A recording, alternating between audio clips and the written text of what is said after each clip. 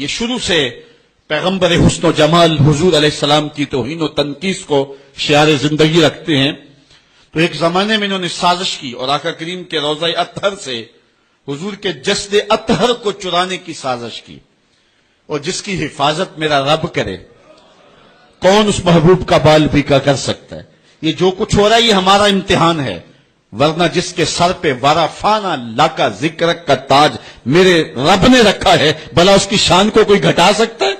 جدا ذکر خدا بلند کرے کیڑا جمع حسن و بند کرے، اس ذکر دا حافظ آپ خدا پڑھو لا الہ، خود اللہ حفاظت کرنے والا ہے ذکر کی۔ یہ تاج رب نے محبوب کے سر پہ رکھا ہوا ہے، اس لیے چاند کی طرف منہ کر کے تھوکنے سے چاند کی نوری کرنوں کو میلا نہیں کیا جا سکتا۔ تھوکنے والے کا اپنا منہ گندا ہوگا، لیکن چاند کل بھی روشن تھا، چاند آج بھی روشن رہے گا۔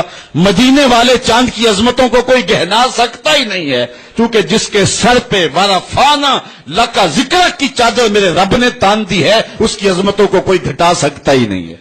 یہ امتحان ہمارا ہے، یہ آزمائش ہماری ہے۔ اللہ اکبر۔ تو میں نے کہا کہ یہ سعادت مند لوگوں کا مقسوم ہوتا ہے، تو زمانے میں کچھ بد نصیب یہودیوں نے یہ سازش کی کہ حضور کے جسد اطہر کو روضہ انور سے نکال لیا جائے، اور پھر باقاعدہ انہوں نے 2 اشخاص کو وظائف پڑھا کر کے، داڑیاں رکھوا کر کے، جبہ و دستار پہنا کر کے مدینے میں بھیجا، صوفیاء کے، نیکوکاروں کے، علماء کے، زاہدین کے روپ میں، اور انہوں نے وہاں ایک جگہ کرائے پہ لے لی اور اپنی کارروائی کا آغاز کر دیا۔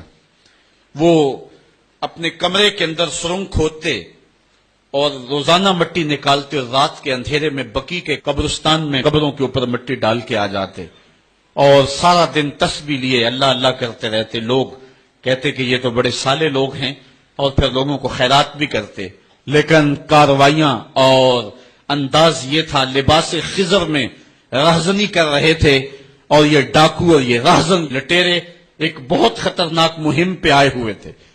جب وہ بالکل قریب پہنچ گئے، اور ایک روایت میں آتا ہے کہ حضرت عمر کے پاؤں کا انگوٹھا بھی ننگا ہو گیا، حضور علیہ السلام سلطان نور الدین زنگی کو خواب میں ملے، اور ان کی شکلیں دکھائی کہ یہ 2 موذی مجھ کو تکلیف دے رہے ہیں۔ تو سلطان فوراً اٹھا اور کہا مدینے میں کوئی غیر معمولی واقعہ ظہور پذیر ہوا ہے، اور اس نے جلدی سے کچھ سواروں کو اپنے ساتھ لیا اور کچھ خزانہ ساتھ لیا، اور فوجوں کو حکم دیا کہ وہ تیار ہو کر کے جلدی میرے پیچھے آئیں۔ مدینے میں پہنچ کر کے اس نے دعوت عام کر دی، اور لوگوں کو کہا کہ آؤ میرے دسترخوان نعمت سے کھاؤ، اور لوگوں کو خیرات کرنے لگا۔ سارا مدینہ اس کے پاس آیا، لیکن جو شکلیں اس نے دیکھی تھی اس کو وہ نظر نہ آئی۔ وہ بار بار پوچھتا تھا کوئی رہ تو نہیں گیا؟ لوگوں نے کہا کہ نہیں، سارے جو ہیں وہ آپ سے خیرات لے گئے ہیں۔ ہاں 2 شخص ایسے ہیں کہ جو بہت بڑے سخی ہیں، ان کو تو ضرورت ہی نہیں آپ کی دہلیز پہ آنے کی۔ بادشاہ نے کہا مجھے دکھاؤ وہ کون ہے۔ بادشاہ کو شک گزرا یہ وہی تھے۔ جب سامنے آئے تو بادشاہ نے فوراً پہچان لیا، کہا کہ میں تمہارے ڈیرے پہ جہاں تم رہتے ہو وہاں جانا چاہتا ہوں۔ بادشاہ تفتیش کرنا چاہتا تھا، جب دیکھا تو تسبیحیں لٹکی ہیں، مصلے بچھے ہوئے، قالین بچھے ہوئے ہیں، تو بادشاہ مصلہ اٹھایا، قالین اٹھایا تو نیچے پھٹا تھا، جب پھٹا اٹھایا تو نیچے سرنگ تھی۔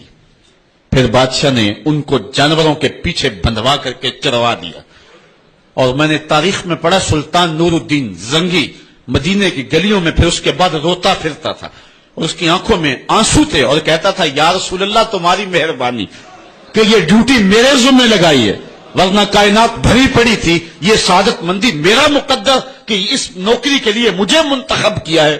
اور پھر اس نے روضہ رسول کے ارد گرد جو ہے جہاں تک پانی آتا ہے وہاں تک جو ہے اس نے جو ہے زمین کھدوائی اور سیسا پگھلا کے اس کے اندر ڈال دیا کہ دوبارہ قیامت تک کوئی موذی اس کی جرأت نہ کر سکے۔ تو روضہ رسول کے ارد گرد وہ سیسا پلائی ہوئی دیوار ہے جس کو کھودا نہیں جا سکتا۔ یہ سلطان نور الدین زنگی کی زندگی کا یہ انوکھا باب ہے۔ آئیے اب سلطان صلاح الدین ایوبی کی کہانی بھی سنتے ہیں۔ یہ اسلام کا